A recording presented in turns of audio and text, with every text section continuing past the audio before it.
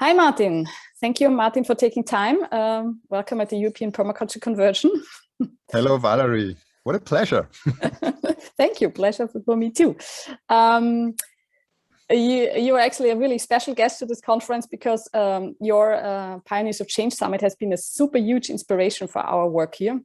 Thinking about that, we have to spread the word much more, and you have developed a fantastic strategy for that and reaching so many people these days and inspiring them.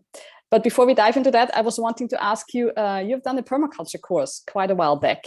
How was that, and what do you still remember? Well, it was with Joe Polischer, who was a burning soul, an amazing individual, an Austrian living in New Zealand, creating the Rainbow Valley Farm. And he has been all over the world teaching permaculture, and for me it was life-changing in a way. Life-changing because he was looking at the things in such a holistic way. We were talking about the money system and all this, the cultural and social changes in our society, and also about what we can do, starting very small. And so he was an individual coming from a different time, from a time when he grew up on a self-sufficient farm, sort of, where sort of a messenger from this time, really, and spreading an international perspective with a lot of heart. And this was really shaking me, and opening me up my life into a determination, where I said, okay, I want to devote my life for a different permanent culture. Lovely, lovely. So you have developed a lot of many projects. You've started the Austrotopia network, which is now has transformed into Gen Austria. And you have started a lovely co-housing project where you're at now, which we can see around you, the Pomali co-housing in Lower Austria, and also Pioneers of Change. What kind of things and thinking and principles you think you took from that permaculture toolkit back then into the other projects? Is a good question. And well, for me, it was, it's what I want, the main thing, I experimented a lot with permaculture with gardening, and I found out a lot of a difference between theory and practice. Where in theory everything was great, in practice the snails and everything, it didn't work so great so often. And but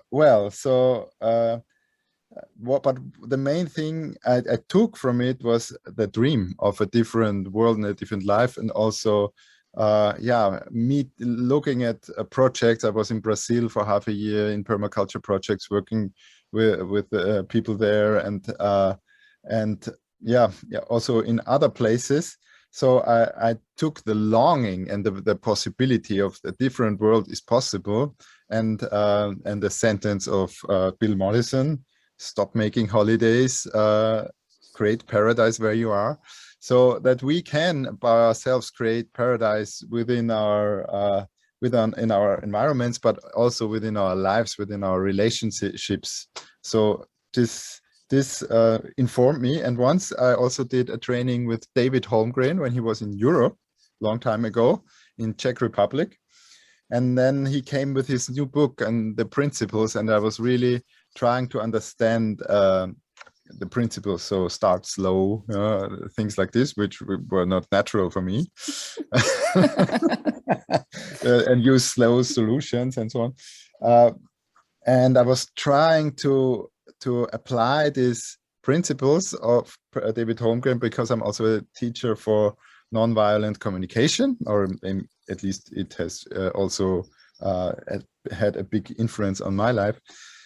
So I was trying to apply these principles of permaculture and David Holmgren to communication and our social system. So for me, it's just fascinating to look at these and how they transform into things we do in life, even online. So I'm looking at with a curiosity of and not I know everything, but it's these principles and the things I've seen. yeah, gave me a direction. And also one person who really influenced my life greatly was a permaculture teacher called Jane Hera from Findhorn Eco Village, where really the permaculture ethics sank in deeply. And so I think this is the foundation for many things we do. Lovely.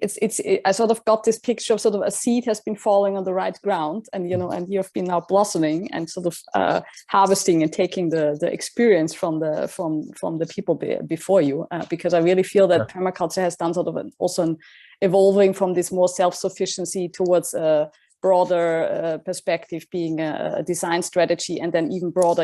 It's really, we have to redesign society in a way. And it seems like you have completely taken that in, maybe probably resonating very much with your original DNA or something. So what do you feel like, were these other projects like the Austrotopia and Pomali, was this sort of like playgrounds for you? You developed that further, or was this all parallel? The first dream, or when I got into the permaculture world, I had this image of, well, a farm maybe together with other people, so a small place. And then I discovered the world of the Global Eco Village Network. And this was really a wow for me. I did the Eco Village training, which is now the EDE, in the Eco Village Design Education course, in 2000 in Findhorn. And I saw this, that in this idea of eco villages, a lot of this, let's say, social innovation, which is out there, and not only social, also technical innovation, often condenses in places. Like it's happening everywhere, but it's so interesting when you put the things together in one place. And so I was fascinated by the idea of eco villages, and was traveling a lot to visit eco villages. And then, of course, I was also looking what's happening here in Austria, and also being half a year in Brazil, and also looking at the realities of Australia, where there's a lot of land. It's a different reality here. And the attempts I tried first, and this vision of having a 50-hectare ground thing is not so easy to achieve, really. So so the first step was actually to researching what kind of projects of communal living, co-housing, co-living projects are happening here. So we created a network where we had every year festival, getting these people together and researching, so to say.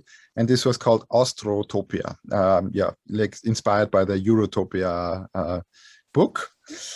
Yes, and then in my personal life, I was sort of maturing into this. Actually, really is, and it was sort of coming from a vision and an idea and a sort of a mental level, coming down into an embodiment more over time, and into a lived experience. And this, of course, then made the difference.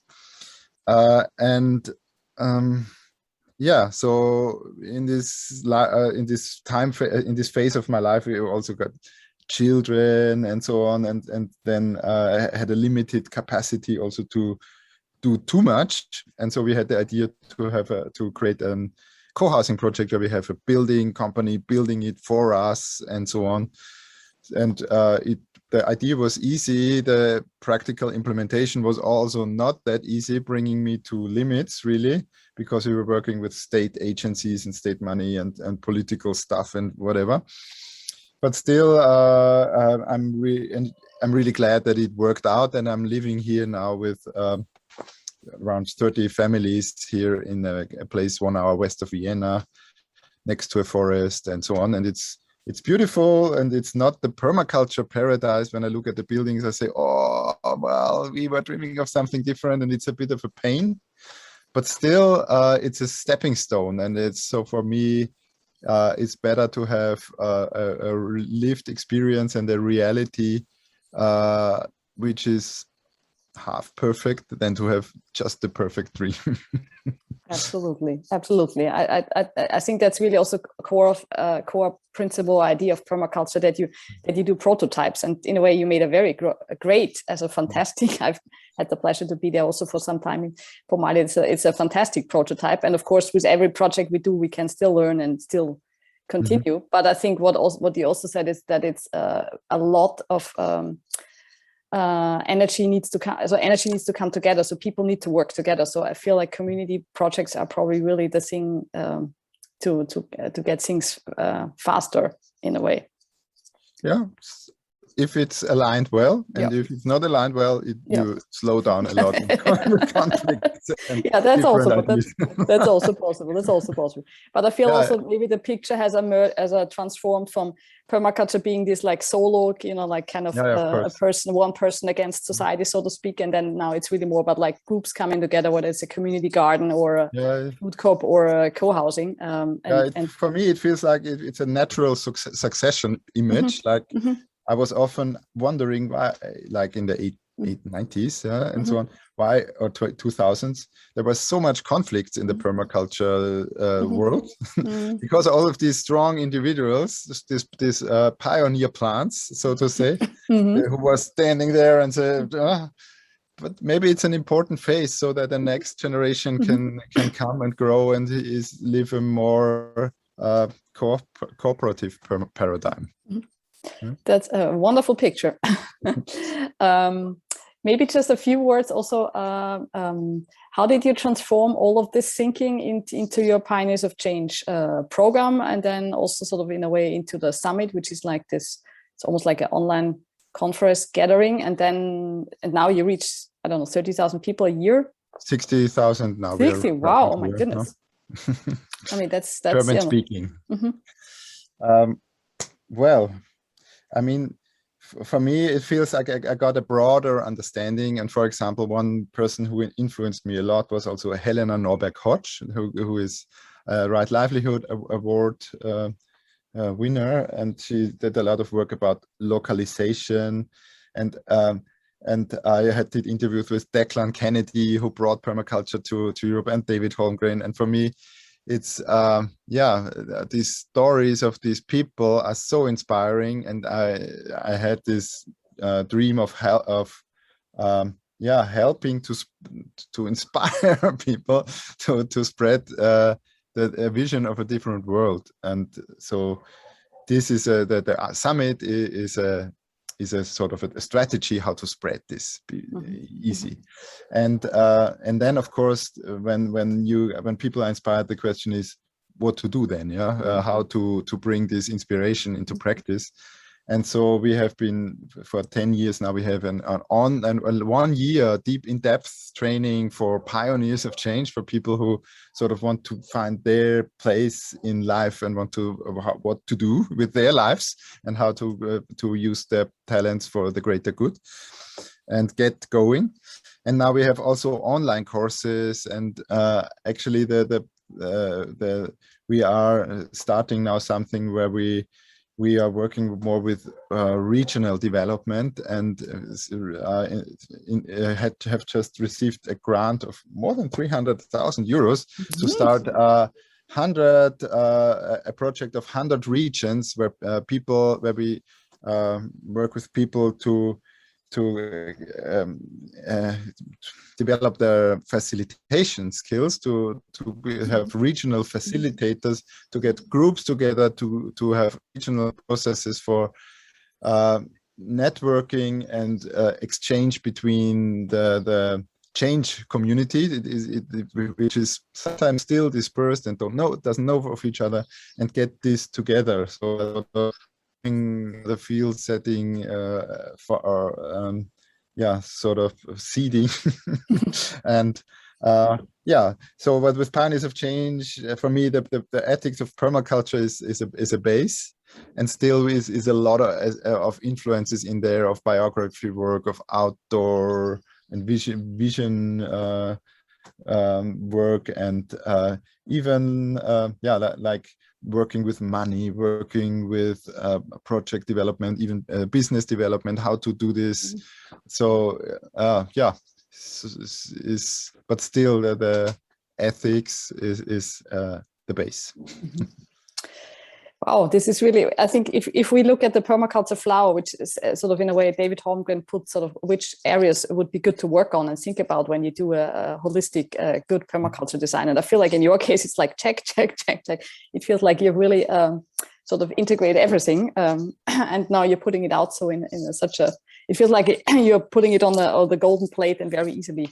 Yeah, and now I have a different answer also for your question. It's the core of what we do is about cultural change, of creating fields of new culture where we can relate differently, we talk differently, where we have a different, where we help each other holding a different worldview of interbeing and connected. Lovely. And this has a lot of implication for everything.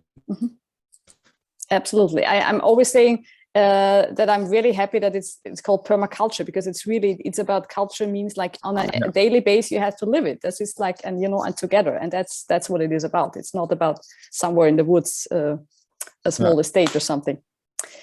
Thank you so much for taking time. This was very inspiring, and I hope many of our viewers here are also going to check out the Pioneers of Change Summit. And I guess like with all these inspirational settings we're giving people, we hopefully empower everybody out there to find his or her own way to be part of the change. Thank you so much. One last sentence. Yes. Don't underestimate the small steps or underrate them. It's very important. So what's the next step for you? All right. Thank you.